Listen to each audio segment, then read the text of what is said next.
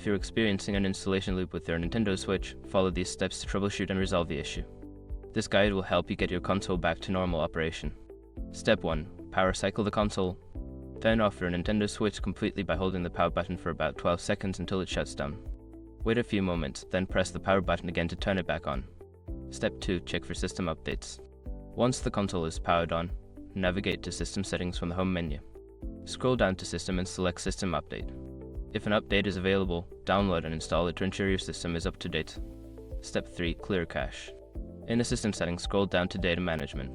Select Save Data Cloud Backup and then choose the option to clear the cache. This can help resolve the issues caused by corrupted data. Step 4. Reinstall problematic software. If a specific game is causing the installation loop, go to the home menu, highlight the game, press the plus button, and select Manage Software. Choose the option to delete the software, then reinstall it from the Nintendo eShop. Step 5. Factory reset if necessary. If the problem persists, you may need to perform a factory reset.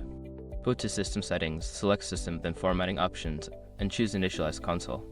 Note that this will erase old data, so back up any important information first. By following these steps, you should be able to resolve the installation loop issue with your Nintendo Switch.